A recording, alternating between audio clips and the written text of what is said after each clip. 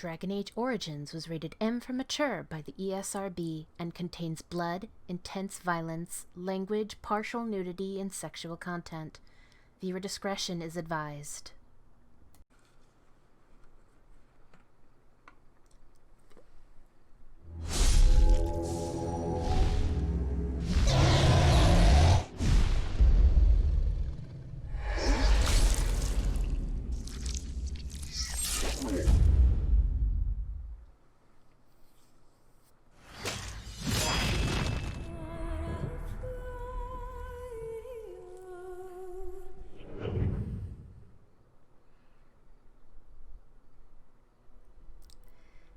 Hello everyone, my name is Amaronith and I play games for the internet, and today I'm playing Dragon Age Origins.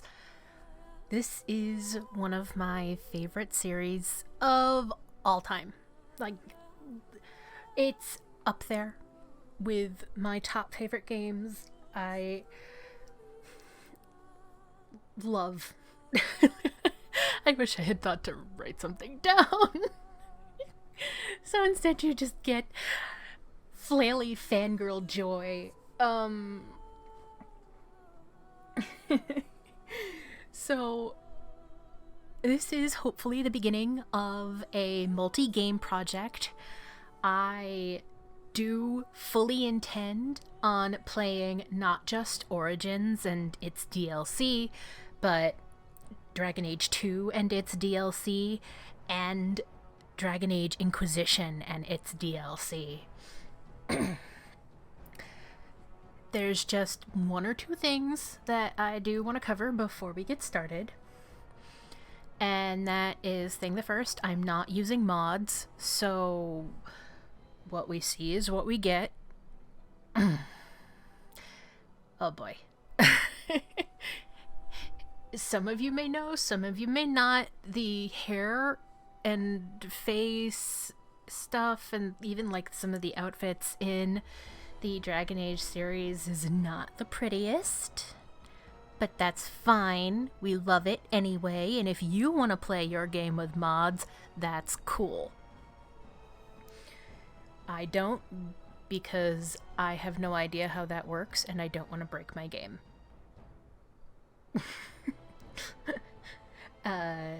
Thing the second, I'm playing on a PC. My usual way to play on a PC is with a USB controller. However, Dragon Age Origins does not support a controller. It doesn't support a USB controller. So I have to play with a mouse and keyboard. The last time I played a game like this with a mouse and keyboard was maybe 6-7 years ago, when I was still playing World of Warcraft. So this is gonna be fun. Please, please, please have patience with me. I think there was something else that I wanted to say, but I don't remember what it is, and so I guess we get started then, huh? Y'all ready? I'm excited. Oh, that's right. Thing the third, I'm actually learning how to video edit while I'm recording these, so have a little patience on that end too. Please, please, please, please have a little patience with me. I'm not used to editing my own videos. A lot of my videos are just record and slap it up on the internet, or I had a friend of mine help me out with them, but yeah, no, alright, that's everything I wanted to cover before we begin, and here we go.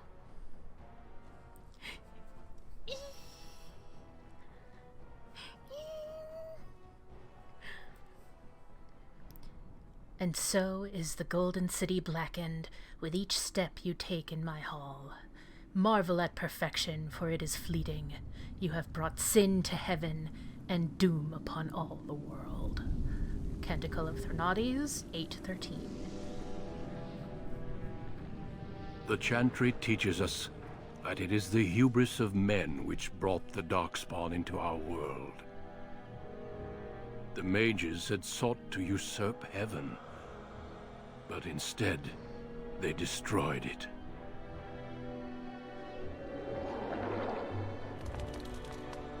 They were cast out, twisted and cursed by their own corruption.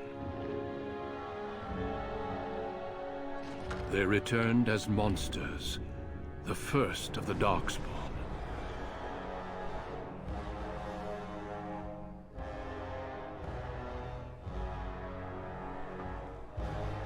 They became a blight upon the lands, unstoppable and relentless. The Dwarven kingdoms were the first to fall, and from the deep roads, the Darkspawn drove at us again and again, until finally we neared annihilation.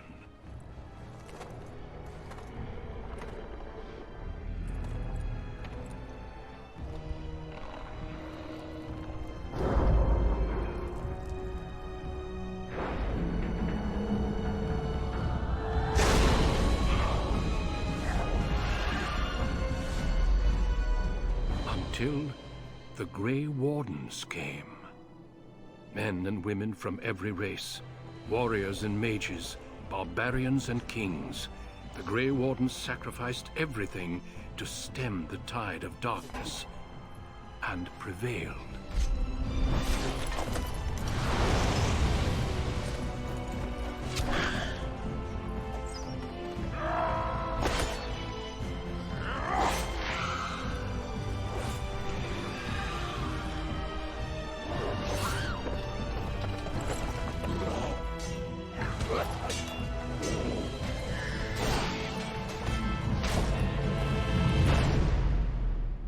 It has been 4 centuries since that victory, and we have kept our vigil. We have watched and waited for the Darkspawn to return. But those who once called us heroes have forgotten. We are few now, and our warnings have been ignored for too long.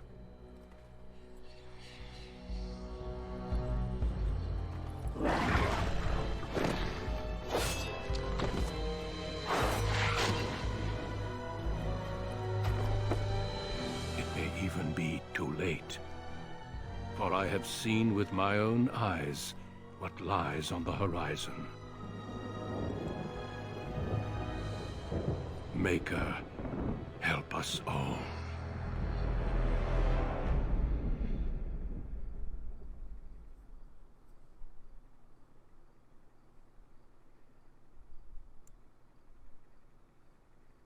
The background you select will determine which of 6 distinct opening stories you play through. I promise I can read, you guys. It also affects how characters respond to you throughout the game. Here we are, the best part of any RPG you ever play at all, ever. Character creation.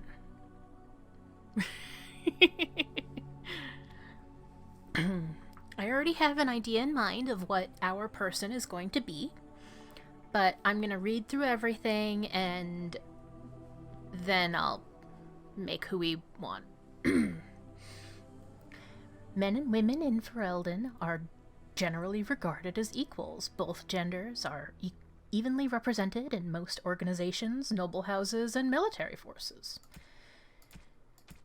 You can be either male or female. And there's 3 races to choose from. Human, the most numerous yet most divided of all the races. Only 4 times have they ever united under a single cause, the last being centuries ago. Religion and the chantry play a large part in human society. It distinguishes them culturally from elves and dwarves more than anything else. Humans can be warriors, rogues, or mages. And there's some racial benefits. +1 to strength, +1 to dexterity, +1 to magic, +1 to cunning.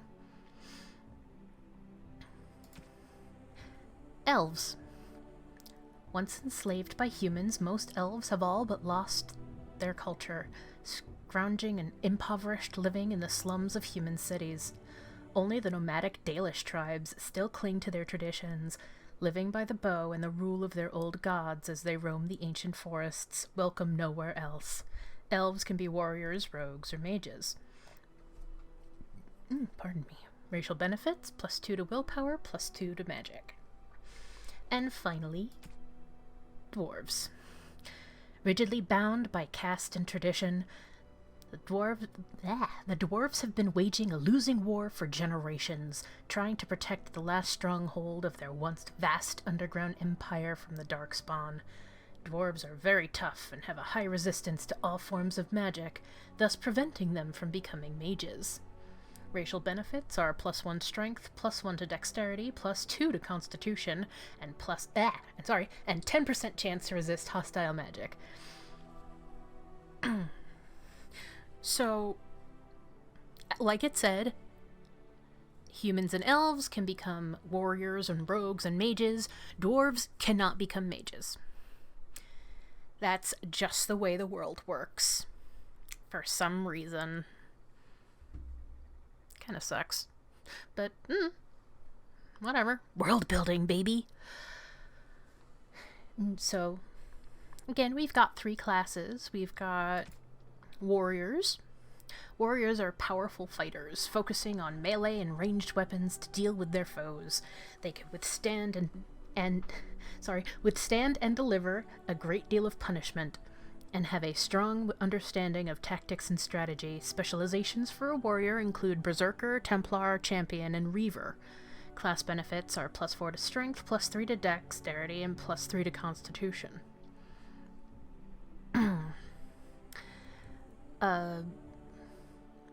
So yeah, typical warrior stuff. Specializations are not something we have to really consider right away. They're basically a subclass. I don't know how many of you played like Dungeons and Dragons. So like you start off at like level 1 and your fighter is just a fighter, and then by the time you hit like level 3 in Dungeons and Dragons, you can be like an arcane archer or samurai. That's the 2 that immediately spring to mind for fighter. I don't usually play fighters. Sorry. Anyway, back to Dragon Age.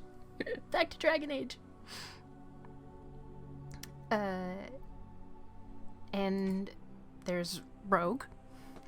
Rogues are skilled adventurers who come from all walks of life. All rogues possess some skill in picking locks and spotting traps, making them valuable assets to any party. Tactically, they are not ideal frontline fighters, but if rogues can circle around behind their target, they can backstab to devastating effect. Rogue specializations are Ranger, Bard, Duelist, and Assassin. Class benefits, +4 to dexterity, +2 to willpower, +4 to cunning. And let's shift over. Mage. As dangerous as it is potent, magic is a curse for those lacking the will to wield it. Malevolent spirits that wish to enter the world of the living are drawn to mages like beacons, putting the mage and everyone nearby in constant danger. Because of this, mages lead lives of isolation, locked away from the world they threaten. Specializations include Spirit Healer, Shapeshifter, Arcane Warrior, and Blood Mage. Class benefits are +5 to magic, +4 to willpower, and +1 to cunning. Now, here's the thing. If you are a mage, it doesn't matter if you are human or elven. You get only the one background option, which is Magi. Wielding a power as dangerous as it is potent, you know that magic is a curse for those lacking the will to control it. You anxiously await your harrowing, the one chance to prove yourself against the demons lurking without and within. Succeed or be slaughtered by the knights who warred against your kind. Gee, that sounds like a real relaxing situation to live in, doesn't it? That's just super relaxing, y'all. Anyway, so that's if you're a mage. It doesn't matter if you're human or elven. But we are gonna... If you're human, the only other background you get is human noble. So if you're a warrior or a rogue, you're a human noble and that's it. Human noble. Born to wealth and power, second only to royalty, you find your training in both diplomacy and battle put to the test as your brother leads the bulk of your family's forces to war in the south.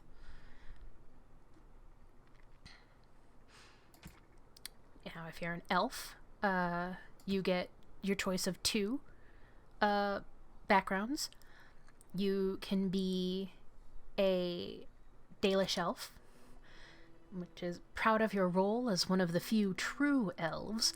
You have always assumed you would spend your life with your tribe until a chance encounter with a relic of your people's past threatens to tear you away from everything you have ever known. Or you could be a city elf. You have always lived under the heavy thumb of your human overlords, but when a local lord claiming his privilege with the bride shatters your wedding day, the simmering racial tensions explode in a rain of vengeance. I'm gonna be real with you. My first time playing this game, I was a city elf. I was a female city elf who was also a rogue, and she was so mad. She was such an angry lady. I mean, it makes sense, but yeah. And if you are a dwarf, you also get two backgrounds. You can be a dwarf commoner, born casteless in a land where rank is everything, bound as the lackey and thug of a local crime lord. You've spent your life invisible until chance thrusts you into the spotlight, where you can finally prove whether you will be defined by your actions or your birth. Or you can be a dwarf noble. As the favored child of the dwarven king, you proudly take up your first military command, only to learn that the deadly intrigues of family and sycophants may pose a greater danger than even the battlefield. So, yeah, that's pretty neat. But yeah, of all of the races, elves get the most and humans get the least. So what we're gonna do, what we're playing, we're going to be, for this playthrough, we're going to be a female elven rogue who is Dalish.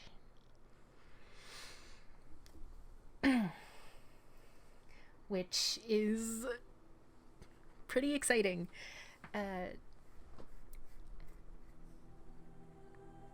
Yeah. Whew. Sorry, I got distracted. Itchy. Pardon me. Gosh. Greetings. And next, character customization. I'm going to edit this part out, so when I come back, I will have made our character and like picked her voice and given her a name, and so I will see you then. Alright, so I've finished creating our character. This is who we're going to be playing. I named her Faria. You can only pick the first name. You can't pick the last name. The last name is static. And, right, but, so I named her Faria. I technically named her after one of my Dungeons and Dragons characters, but that's fine, don't judge me. So, yeah, her name is Faria Mahariel, and, Well, that didn't work. This is what This is odd. My weapon is useless. Move aside. This is what she's gonna sound like. She doesn't actually... We're technically a silent protagonist in this game. Which technically is only because whatever whatever dialogue options you pick, the character does not speak, but other characters will respond and speak to you as though you had spoken, so that's fun. So we just get to hear the voice clips in combat, which is exciting. So this is Fadia. This is our character. Let's move on to next. Now we've got attribute points. So let's go over these. Strength measures a character's physical prowess and directly affects the damage a character deals in physical combat. It also contributes to the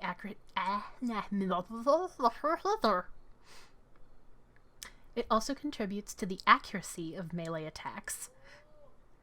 High strength is essential for warriors, and in particular if they wish to wield two-handed weapons, and is nearly as critical for rogues. Dexterity is the measure of agility, reflexes, and balance. Higher dexterity improves a character's chances to hit, makes the character more likely to dodge incoming blows, and contributes to damage dealt by piercing weapons like daggers or arrows. Archery and dual weapon fighting styles demand high dexterity to master, making this attribute a favorite for rogues. Willpower represents a character's determination and mental fortitude. With high willpower, mages can cast more spells thanks to a deeper mana pool. For warriors and rogues, willpower grants more stamina for combat techniques and special attacks. Magic is the measure of a character's natural affinity for the arcane. This attribute is crucial for mages, since it directly increases a character's spell power score, which determines the potency of all spells. The magic attribute also determines how effective potions, poultices, and salves are for all classes. Cunning. Cunning determines how well a character learns and reasons. Most skills, such as herbalism or combat tactics, require a quick mind to master, and an observant eye can more easily find weaknesses in enemy armor. Rogues benefit most from this statistic, as many of their class abilities and special attacks rely on subtlety or reading the target, not raw strength. Constitution. Constitution represents health and resilience. Higher constitution directly increases the amount of damage a character can take before falling on the battlefield. So, we're playing a rogue. And so what we're going to do is we're going to up our cunning by 2, up our dexterity by 2, and up our willpower by 1. Next. Now we have skills. Oh, golly, goodness me. Skills are like, they're abilities, that are not necessarily, combat related. They're things like coercion. Yeah, let's just go down the list. Coercion is a passive skill, requires 10 cunning to even, get the first level of it. This character is influential enough to convince others to change their views. Strength contributes to a more intimidating character, whereas cunning contributes to a more persuasive character. So if you have like a really high strength score, the options will come up. It'll usually have one be intimidate and one be convince or cunning. It'll usually say which one you're going to pick, but the stronger you are, the more intimidating you are, basically. And this line is the stealing, which is an activated skill. So unlike coercion, which is passive and you don't have to like activate it turn it on basically to use it. Stealing is kind of like doing an attack, but you steal. Requires trained cunning. This character is quick enough to pilfer small items from others, whether friendly or hostile, so long as they're not too alert. Trap making, another activated skill. This one you kind of... It's the same thing. This character learned to construct basic traps to lure out... basic traps and lures out of common components. Survival. We already have this. We automatically have this, I believe, because we're Dalish. It's a passive skill. This character can detect the presence of nearby creatures below the character's own level. This skill also grants a small bonus to nature resistance. It's either because we're Dalish or just because we're elven in general. Herbalism. This character can make simple potions and poultices and salves from common herbs. Poison making. This we get because we're a rogue.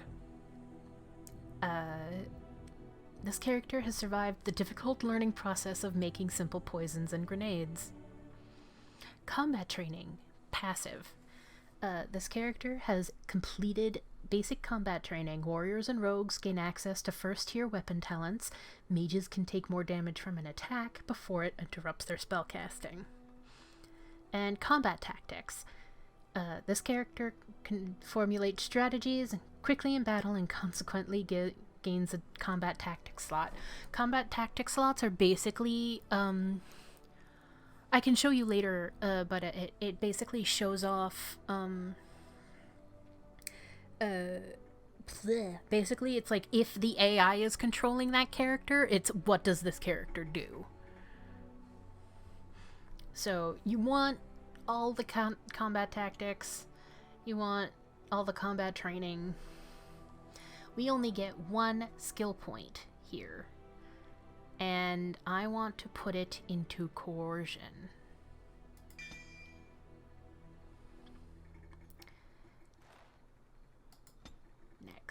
However, this does mean that now that we're in talents, I can't do any of these. But that's fine. I'll go over them anyway. But talents are basically, these are your attacks, these are your abilities, these are what you can do. Like, these are your special abilities. For in combat. That's a good way to put it. Skills are out of combat, talents are in combat.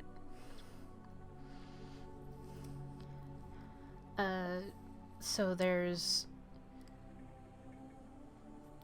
this line of... I'm only going to go over the first one of each one because that's the only one we can access right now. It's because most of second level stuff is locked by level, and third is it's locked by level and how cunning you are. So first one we could pick is Below the Belt. The rogue delivers a swift and unsportsmanlike kick to the target, dealing normal combat damage as well as imposing penalties to defense and movement speed unless the target passes a physical resistance check. Deft Hands. This one's passive. All rogues have some understanding of opening locks and spotting traps, but particularly dexterous hands and a steady grip give the character a bonus when picking locks or disarming traps. The character's cunning score also contributes to these skills. And Stealth. This is a sustained, which means once we turn it on, it's not going to go away until we do something to make it go away. Which, here. The rogue has learned to fade from view, although perceptive enemies may not be fooled. Taking any action beyond movement, including engaging in combat or using items, will still attract attention. If the rogue initiates combat while stealthed, the first strike is an automatic critical hit or backstab.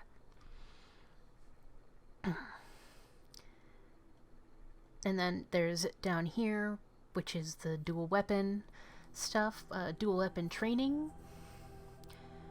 This will let us become proficient in fighting with 2 weapons, and now deal closer to normal damage with the offhand weapon.